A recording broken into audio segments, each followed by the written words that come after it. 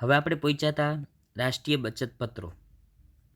આપણે શું ભણીએ છીએ? તો આપણે ભણીએ છીએ ટપાલ સેવાઓ, અને એ ટપાલ સેવામાં આપણે પહોંચ્યા છીએ રાષ્ટ્રીય બચત પત્રો.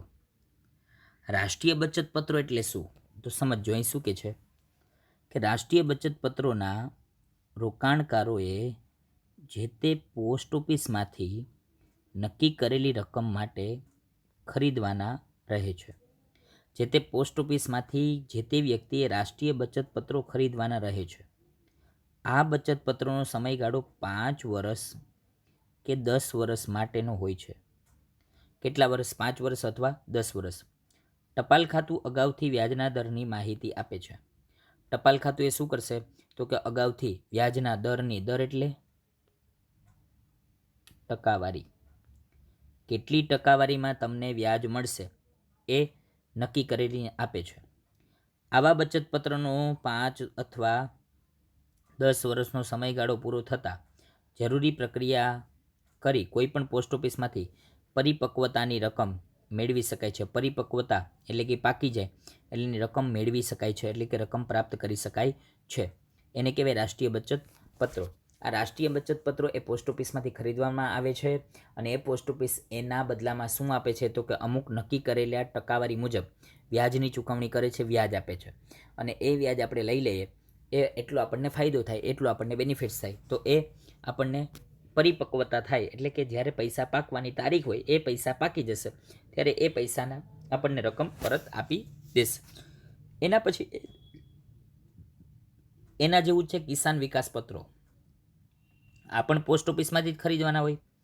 કિસાન વિકાસ પત્રમાં રોકાણકારે રોકેલી રકમને 100 માસ એટલે કે 8 વર્ષ અથવા તો 8 વર્ષ અને 4 મહિના. 100 માસ એટલે 100 મહિના ત્યારે જ થાય, 8 વર્ષ પૂર્ણ થઈને 4 મહિના પૂર્ણ થાય ત્યારે. પછી વ્યાજ સહિત 2 ગણી કરી ચૂકવવામાં આવે છે.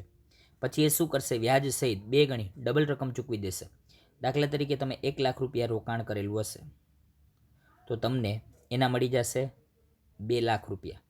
પણ આ 2 લાખ રૂપિયા તમને ક્યારે મળે મિત્રો? યાદ રાખજો, આ 2 લાખ રૂપિયા આટલો સમયગાળો પતે ત્યારે. 8 વર્ષ અને 4 મહિના પૂર્ણ થાય પછી તમને એના 2 લાખ રૂપિયા મળી જશે. આગળ કે છે કિસાન વિકાસ પત્ર ચોક્કસ રકમ માટે જ મેળવી શકે છે, અને પાક્યા તારીખે જરૂરી પ્રક્રિયા કરી કોઈપણ પોસ્ટ ઓફિસમાંથી મૂળ રકમની 2 ગણી રકમ મેળવી શકાય છે. મૂળ રકમથી 2 ગણી એટલે કે એનાથી ડબલ રકમ મેળવી શકાય. લાખ રૂપિયાના બદલામાં સામે કેટલા રૂપિયા મળશે? 2 લાખ રૂપિયા. તો આને કહેવાય એક પ્રકારનું કિસાન વિકાસ પત્ર. એ પણ એક પ્રકારનું શું છે? તો કે રોકાણ છે. એટલા માટે એમાં અહીં શબ્દ આપ્યો છે રોકાણકારે. રોકેલી રકમ એ 100 માસ, 100 મહિના પૂરી થશે પછી જ એ પરત મળશે. એના પછી છે જાહેર ભવિષ્ય નિધિ, જેને કહેવાય પબ્લિક પ્રોવિડન્ટ ફંડ, જેનું શોર્ટ ફોર્મ છે PPF. પબ્લિક પ્રોવિડન્ટ ફંડ એને કહેવાય જાહેર ભવિષ્ય નિધિ. જાહેર ભવિષ્ય નિધિ અન્વયે કોઈ પણ વ્યક્તિ ખાતું ખોલાવી શકે છે. કોઈ પણ વ્યક્તિ પોતાનું એકાઉન્ટ ઓપન કરાવી શકે, પોતાનું ખાતું ખોલાવી શકે. આ ખાતાની મુદત 15 વર્ષની હોય. કેટલા વર્ષની? 15 વર્ષની. આ ખાતામાં વાર્ષિક ધોરણે ઓછામાં ઓછું 500 ભરી શકાય છે. વર્ષના ઓછામાં ઓછા 500 રૂપિયા તો ભરવા જ પડે. 500થી ઓછા પૈસા ચાલે નહીં, ઓછા રૂપિયા ચાલે નહીં. આગળ કે છે આ ખાતું 15 વર્ષ પછી પ્રવર્તમાન નિયમ અનુસાર વધુ 5 વર્ષ માટે ગમે તેટલી વખત લંબાવી શકાય. જો 5 વર્ષ માટે લંબાવી શકાય, 5 વર્ષ પહેલાં થયા, ફરી પાછા 5 વર્ષ માટે, ફરી પાછા 5 વર્ષ માટે, આમ 5 વર્ષ માટે એને શું કરાવી શકાય? તો કે લંબાવી શકાય. 15 વર્ષ પહેલાં આ ખાતું બંધ કરાવી શકાતું નથી. જો 15 વર્ષ પહેલાં આ ખાતું બંધ કરાવી ન શકાય, 15 વર્ષ ઓછામાં ઓછું રાખવું જ પડે. આ ખાતામાં ભરેલી રકમ આવકવેરાની ગણતરીની વખતે આવકમાંથી બાદ મળવાપાત્ર છે. એટલે કે આવકમાંથી બાદ મળવાપાત્ર છે, એટલે કે આ રકમને આવકમાં ગણવામાં આવતી નથી. આ હું તમને સમજાવું હમણાં 2 જ મિનિટો. આ લીટી હું તમને સમજાવું છું પાછી. જો ખાતેદારનું મૃત્યુ થાય તો ખાતેદાર નોંધાવેલ વારસદારને આ રકમ મળી શકે છે. જો ખાતેદારનું મૃત્યુ થશે તો આ રકમ કોને મળશે? જે તે વારસદારને, એની પત્નીને, એના સંતાનોને, એને મળી જશે. જો હવે મારે તમને શું સમજાવવાનું છે કે ભાઈ આ ખાતામાં ભરેલી રકમ આવકવેરાની ગણતરી વખતે આવકમાંથી બાદ મળવાપાત્ર છે. આવકમાંથી મળવાપાત્ર બાદ છે. જો અહીં શું કે છે આવકમાંથી બાદ મળવા પાત્ર છે. કઈ રીતે હવે સમજજો. દાખલા તરીકે આપણા સરકારના રૂલ્સ રેગ્યુલેશન મુજબ 3,00,000 રૂપિયા જો વાર્ષિક આવક હોય તો ટેક્સ ભરવો પડે. 3,00,000 કે તેથી વધારે વાર્ષિક આવક હોય તો ટેક્સ ભરવો પડે. હવે હું તમને એમ કહું કે મારી આવક 3,50,000 રૂપિયા થઈ તો મારે 50,000 રૂપિયા ઉપર ટેક્સ ભરવો પડશે. એની બદલે આ 50,000 રૂપિયા હું પોસ્ટ ઓફિસમાં PPF એકાઉન્ટ ઓપન કરી અને એમાં જમા કરાવી દઉં તો મારી આવક થઈ ગઈ 3,00,000 રૂપિયા, તો મારે ટેક્સ ભરવો પડશે નહીં. 3,00,000 કે 3,00,000ની ઉપર તમારી આવક થાય તો તમારે ટેક્સ ભરવો પડે. આવક કેટલી થઈ 3,00,000ની ઉપર? તો કે 50,000 રૂપિયા વધારાના થયા. 50,000 રૂપિયા થયા તો એ 50,000 રૂપિયા ઉપર ટેક્સ ભરવો, એના કરતાં PPF ખાતામાં હું નાખી દઉં તો ઘણા સમય થઈ જશે, પછી મને એ પૈસા પરત મળવાપાત્ર થશે.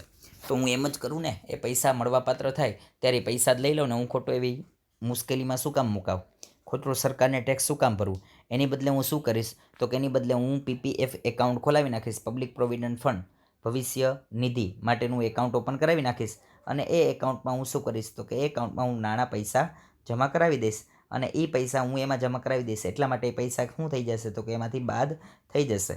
કેમાંથી? મારી આવકમાંથી એ પૈસા બાદ થઈ જશે. ઓકે, સમજાય છે વિદ્યાર્થી મિત્રો? એના પછી આગળ કે છે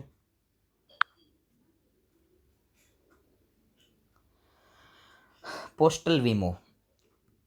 જો પોસ્ટલ વીમો એટલે શું તો કે ભારતમાં આઝાદી પહેલાં કલ્યાણ યોજના તરીકે પોસ્ટલ વીમાની શરૂઆત થઈ હતી.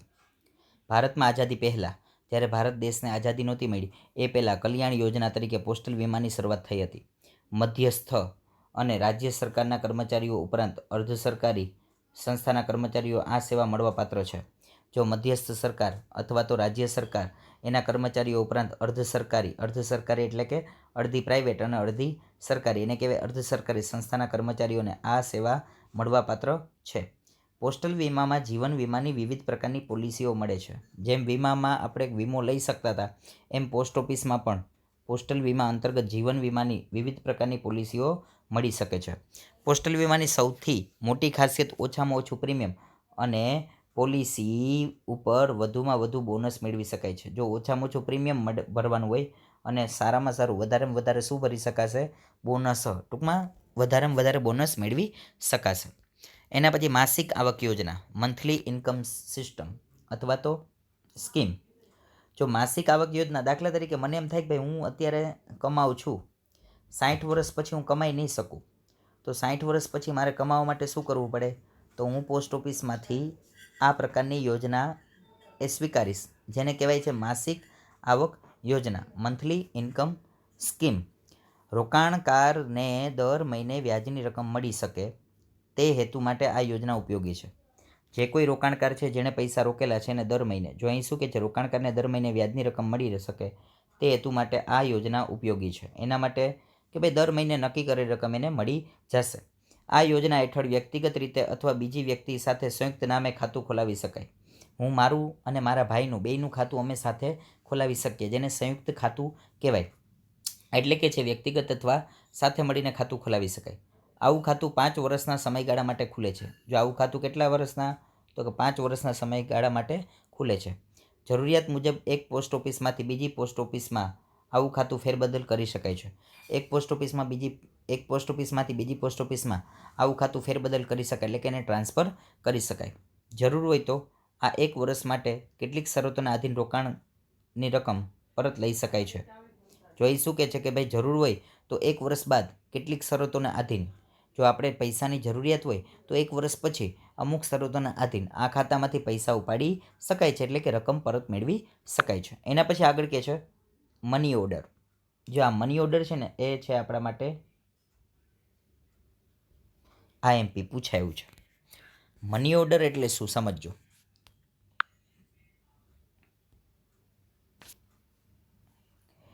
મની ઓર્ડર એ પોસ્ટ ઓફિસ દ્વારા એક સ્થળેથી બીજા સ્થળે નાણાં મોકલવાની વ્યવસ્થા છે.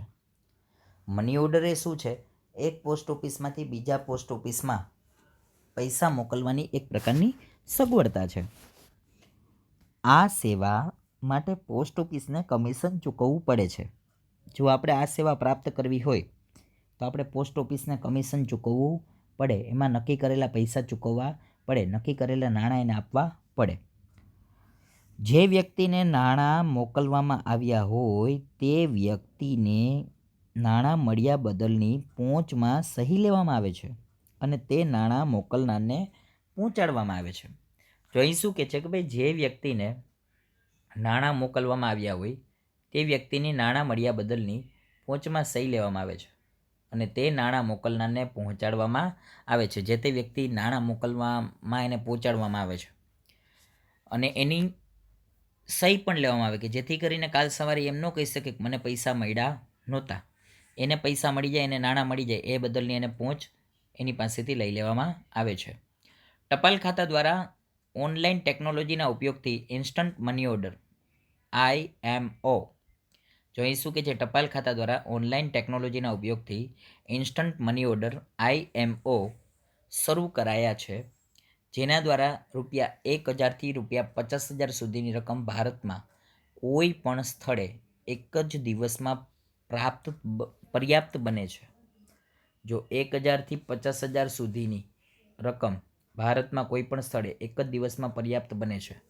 આપણને એક માર્કમાં પૂછાય IMO એટલે શું, તો આપણને ખબર પડી જોઈએ ઇન્સ્ટન્ટ મની ઓર્ડર. પણ ઇન્સ્ટન્ટ મની ઓર્ડરમાં શું હોય તો કે ટપાલ ખાતા દ્વારા ઓનલાઈન ટેકનોલોજીના ઉપયોગથી ઇન્સ્ટન્ટ મની ઓર્ડર શરૂ કરાય છે, જેના દ્વારા 1,000થી 50,000 સુધીની રકમ જે તે વ્યક્તિને એક જ દિવસમાં મળી જશે. નાણાં મોકલનારે પોસ્ટ ઓફિસને નાણાં તથા કમિશનની રકમ ચૂકવવાની સાથે જ તેની પહોંચ અને એક ખાનગી નંબર સીલબંધ કવરમાં આપવામાં આવે છે. જો અહીં શું કહે છે કે ભાઈ આ જે વસ્તુ એવી છે કે જેમાં શું થશે તો કે નાણાં મોકલનારે પોસ્ટ ઓફિસને નાણાં તથા કમિશનની રકમ ચૂકવવાની સાથે તેની પહોંચ અને એક ખાનગી નંબર સીલબંધ કવરમાં આપવામાં આવે છે. એક ખાનગી નંબર આપવામાં આવશે અને એક એને પહોંચ આપી દેવામાં આવશે અને એના પૈસા અને કમિશન એ લઈ લેવામાં આવશે. નાણાં મોકલનારે જે નાણાં મોકલવા માગે તેને આ ખાનગી નંબર આપે છે. જે નાણાં મોકલવા માગે તેને આ ખાનગી નંબર આપે છે. નાણાં મેળવનારે ફોટાવાળું ઓળખપત્ર અને ખાનગી નંબર પોસ્ટ ઓફિસમાં રજૂ કરવાથી મની ઓર્ડરની રકમ મેળવી શકાય. દાખલા તરીકે હું મારા માસીના છોકરાને પૈસા મોકલવા માગું છું. મારા માસીના છોકરાને મેં પૈસા મોકલવા માગતો હોય એટલે મને અહીંથી મારે પૈસા અને કમિશન મારે આપી દેવાનું હોય. એ લોકો સામેવાળા લોકો એ શું કરશે સમજજો. સામેવાળા લોકો એને પૈસા ત્યારે જ આપશે એ આ નંબર આપશે તો મને અહીંથી નંબર મળી જશે. એ મારે મારા માસીના છોકરાને નંબર આપી દેવાના રહી કે ભાઈ તું ત્યાં જાજે ને આ નંબર તું એને આપી દેજે. એટલે એ એને નંબર આપી દેશે અને નંબર આપી દીધા પછી મારા માસીના છોકરાને એ લોકો પૈસા આપી દેશે. સામે એણે ઓળખ કાર્ડ બતાવવું પડશે ફોટાવાળું. દાખલા તરીકે પાન કાર્ડ છે, ચૂંટણી કાર્ડ છે, આ બધા ઓળખ કાર્ડ છે એને બતાવવા પડે. ટપાલ ખાતા દ્વારા મની ઓર્ડર IMO સેવા શરૂ કરાઈ છે. ટપાલ ખાતા દ્વારા મની ઓર્ડરની સેવા શરૂ કરાઈ છે, જેમાં આ સેવા હાલમાં કેટલીક નિયત થયેલી પોસ્ટ ઓફિસોમાં જ મળી શકે છે. મની ઓર્ડરના નાણાં બીજા જ દિવસે જે તે વ્યક્તિને તેના સરનામે મળી શકે છે. કેટલામાં દિવસે? બીજે જ દિવસે જે તે વ્યક્તિને નાણાં મળી જશે. મની ઓર્ડર દ્વારા 1થી 5,000 મોકલી શકાય છે. જો IMOમાં શું હતું 1,000થી 50,000, મની ઓર્ડરમાં 1થી 5,000. આ નાણાં મોકલવા માટે ટપાલ ખાતું વેબ સર્વિસીસ અને તેના કોમ્પ્યુટર નેટવર્કનો ઉપયોગ કરે છે. વેબ સર્વિસીસ એટલે કે વેબ સાઇટનો ઉપયોગ કરે છે અને પોતાના કોમ્પ્યુટર નેટવર્કનો ઉપયોગ કરે છે. મની ઓર્ડર ઓનલાઈન ટેકનોલોજીનો ઉપયોગ કરે છે માટે પૈસા મોકલનારે પોસ્ટ ઓફિસમાં રૂબરૂ જઈને કે પોતાના કોમ્પ્યુટર કે મોબાઈલ દ્વારા ટપાલ ખાતાની વેબસાઇટ ઉપર જઈ ઓનલાઈન બુકિંગ માટેનું ફોર્મ ભરવું પડે છે. જો ઈ મની ઓર્ડર ઓનલાઈન ટેકનોલોજીનો ઉપયોગ કરે છે માટે પૈસા મોકલનારે પોસ્ટ ઓફિસમાં રૂબરૂ જઈને પોતાના કોમ્પ્યુટર કે મોબાઈલ દ્વારા ટપાલ ખાતાની વેબસાઇટ ઉપર જઈ ઓનલાઈન બુકિંગ માટેનું ફોર્મ ભરવું પડે છે. ઓનલાઈન બુકિંગ કરશે અને એના માટેનું શું ભરશે તો કે ફોર્મ ભરશે. ઈ મની ઓર્ડરના ફોર્મમાં જે નાણાં મોકલવા માગે છે તેનું નામ, સરનામું જેમાં પિનકોડ હોવો આવશ્યક છે. ઈ મની ઓર્ડરમાં શું થાય, ફોર્મમાં જેણે નાણાં મોકલવા માગે છે તેનું નામ હોવું જોઈએ, સરનામું અને પિનકોડ હોવો આવશ્યક છે. 24 કલાકમાં આ નાણાં વ્યક્તિને તેના સરનામે ચૂકવવામાં આવે છે. 24 કલાકમાં આ નાણાં જે તે વ્યક્તિને એના સરનામે મોકલી આપવામાં આવે છે. નાણાં મેળવતી વખતે ફોટા ધરાવતું ઓળખપત્ર રજૂ કરવું પડે. ફોટાવાળું ઓળખપત્ર રજૂ કરવું પડે, આઈડેન્ટિફિકેશન આપવું પડે. ઈ મની ઓર્ડરની સાથે જરૂરી હોય તો નક્કી કરેલી સંદેશામાંથી કોઈ પણ એક સંદેશો પણ નાણાં મેળવનારને મોકલી શકાય. જો કોઈ મેસેજ મોકલવો હોય તો મેસેજ પણ મોકલી શકાય અને પૈસા પણ મોકલી શકાય છે, નાણાં મોકલી શકાય છે. આમ પોસ્ટ ઓફિસ એ ઘણી બધી નાણાં મોકલવાની સેવાઓ આપણને આપે છે, જેને મની ઓર્ડર તરીકે આપણે ઓળખીએ છીએ. ઓકે, સમજાય છે? ન સમજાય તો મને ગમે ત્યારે ફોન કરી શકો છો, ગમે ત્યારે ફોનથી પ્રશ્ન પૂછી શકો છો. એના પછી આગળ ભણવાનું છે આપણે અન્ય આનુષંગિક સેવાઓ. આનુષંગિક એટલે એની સાથે જોડાયેલી હોય એવી, એની સાથે કનેક્ટ હોય એવી, એને કહેવાય આનુષંગિક સેવાઓ. તો ટપાલ ખાતા દ્વારા બીજી ઘણી બધી સેવાઓ ઉપલબ્ધ છે. જો ટપાલ ખાતા દ્વારા ઘણી બધી સેવાઓ ઉપલબ્ધ છે એટલે કે રજૂ કરવામાં આવે છે, આપવામાં આવે છે. જેવી કે વિદેશી ચલણનું ખરીદ વેચાણ.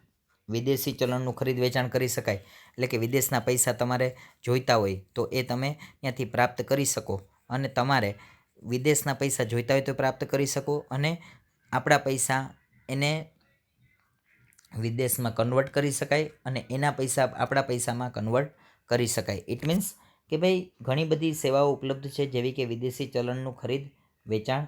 વિદેશી ચલણમાં ટ્રાવેલર્સ ચેક એટલે તમારે બહાર ગામ જવું હોય તો એના માટેનો એ તમને સ્પેશિયલી ચેક આપી દે.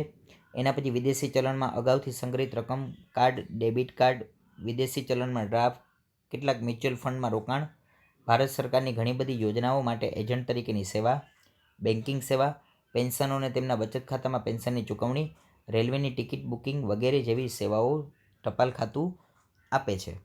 જો એ શું કહે છે, પેન્શનોને પૈસા આપવાનું કામ, એ સિવાય મ્યુચ્યુઅલ ફંડમાં રોકાણ કરવાનું કામ, પછી ભારત સરકારની ઘણી બધી સેવાઓ, મ્યુચ્યુઅલ ફંડ મેં તમને આગળના લેક્ચરમાં સમજાવ્યું હતું. તો આવી ઘણી બધી સેવાઓ આપવાનું કામ ટપાલ ખાતું કરે છે. એના પછી ટપાલ ખાતું ભારત સરકારની માલિકીનું છે, માટે લોકોને ટપાલ ખાતાની સેવા વધુ વિશ્વસનીય જોવા મળે છે. વિશ્વાસ જોવા મળે છે.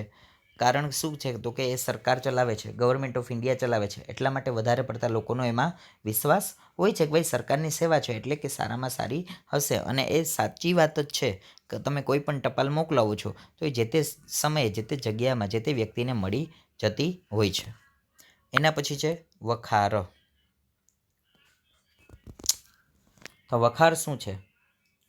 ઉત્પાદન થયા પછી ઉત્પાદિત માલનું વેચાણ કે વપરાશ તરત જ થઈ શકતો નથી, તેથી તેનો સંગ્રહ આવશ્યક બને છે.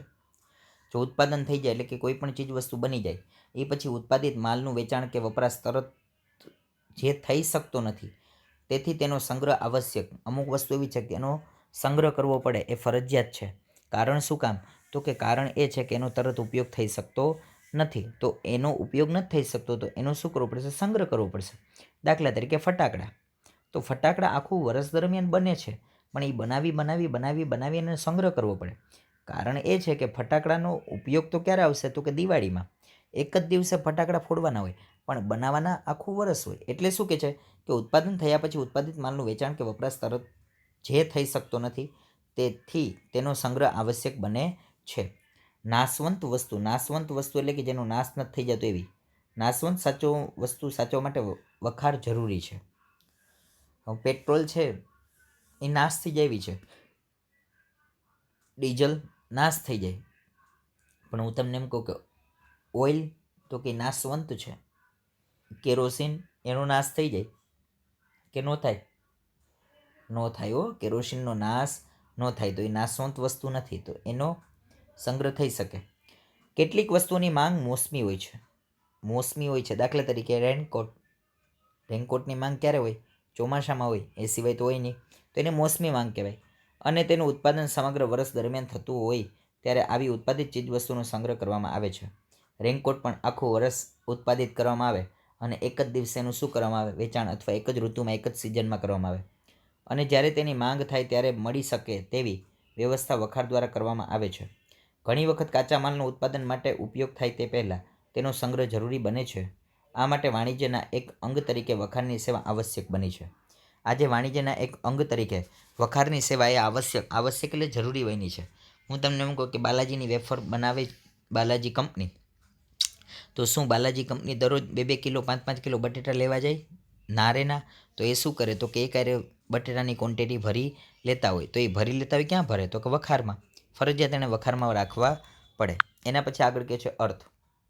શેનો અર્થ છે? વખારનો.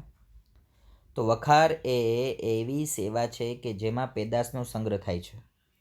વખાર એક એવી સેવા છે કે જેમાં પેદાશનો સંગ્રહ થાય, એટલે કે કોઈ પણ ચીજ વસ્તુ એ રાખવામાં આવે છે. પેદાશોને તેના મૂળ સ્વરૂપમાં અકબંધ રહે તે રીતે રાખવામાં આવે છે. પેદાશ તેના મૂળ સ્વરૂપમાં અકબંધ એટલે કે કોઈ પણ પ્રકારના ફેરફાર વગર રહે એ રીતે રાખવામાં આવે છે. આવા સંગ્રહ દરમિયાન પેદાશના ગુણધર્મો જળવાઈ રહે અથવા તેમાં ઓછામાં ઓછા ફેરફાર થાય તે તેનો મુખ્ય હેતુ છે. એનો ગુણધર્મ જળવાઈ રહેવો જોઈએ અને એમાં ઓછામાં ઓછો ફેરફાર થાય એ જરૂરી છે. વખારના કારણે સમય તુષ્ટિગુણનું સર્જન થાય છે.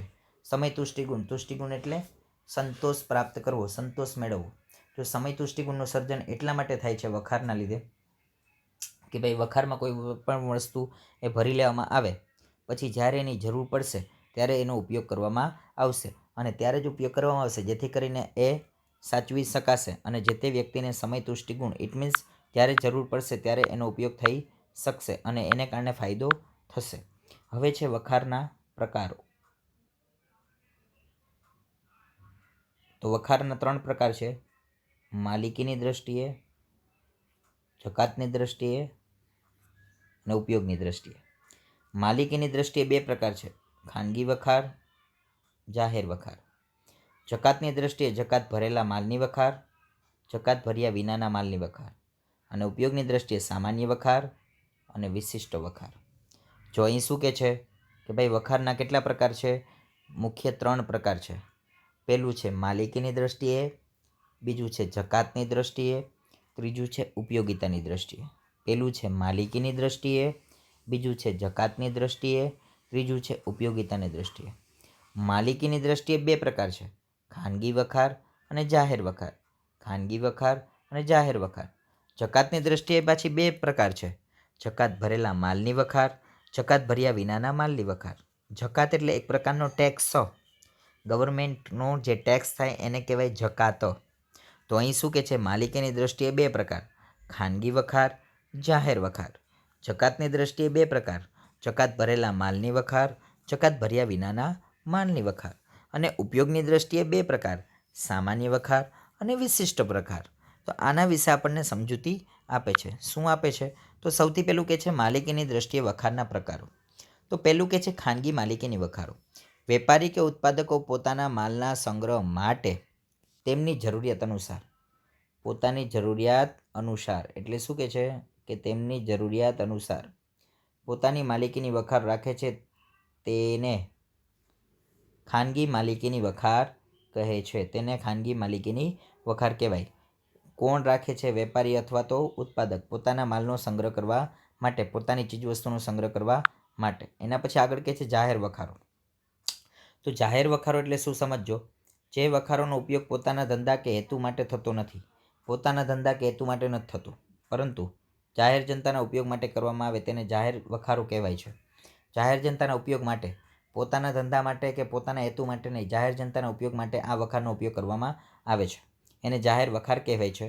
આ વખારોની માલિકી પણ અંગત વ્યક્તિ કે સંસ્થાની હોય. અંગત વ્યક્તિ અથવા સંસ્થાની માલિકી હોય.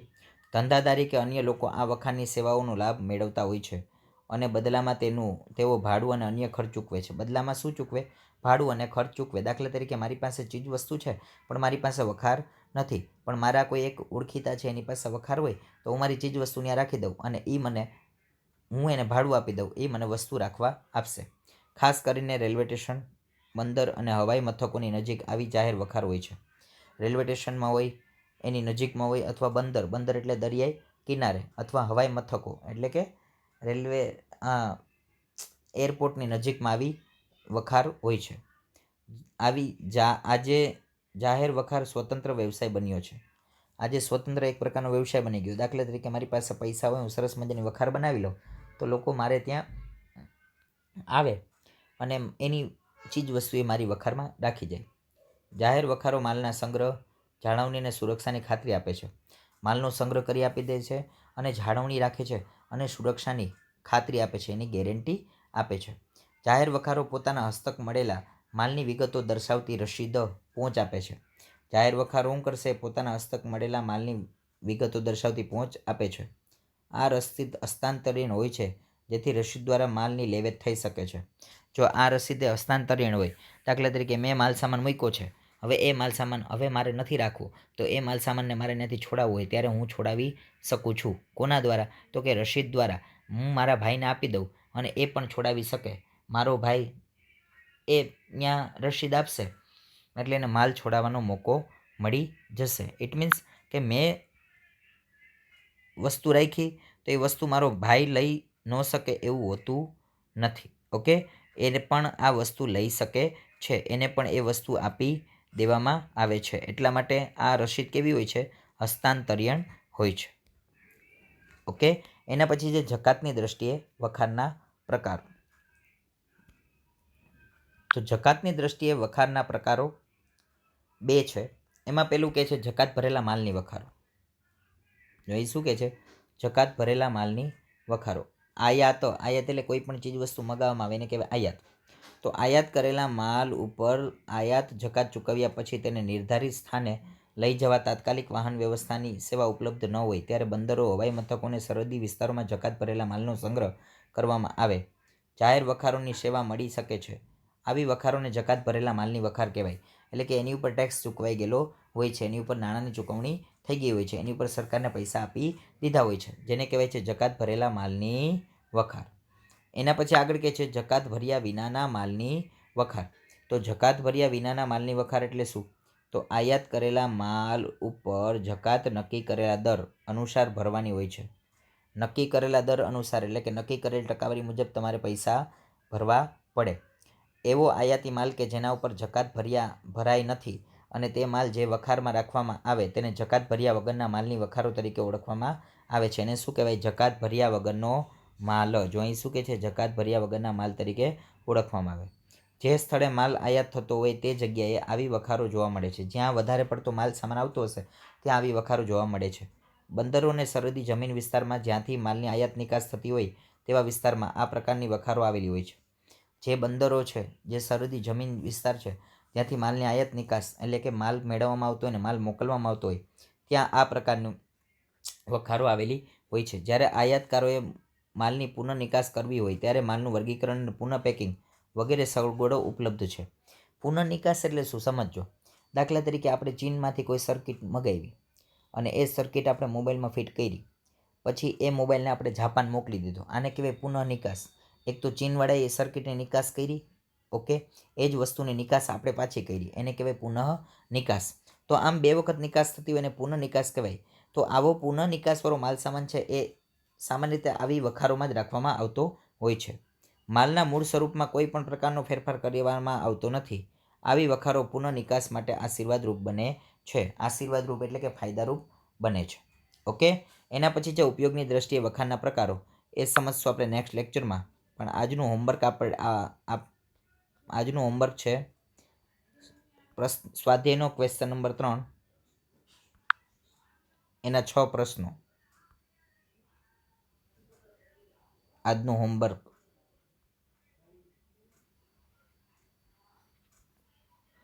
સ્વાધ્યાય પ્રશ્ન નંબર 3. ઓકે, એના જે પ્રશ્નો છે એ બધા લખવાના રહેશે. Okay, thank you.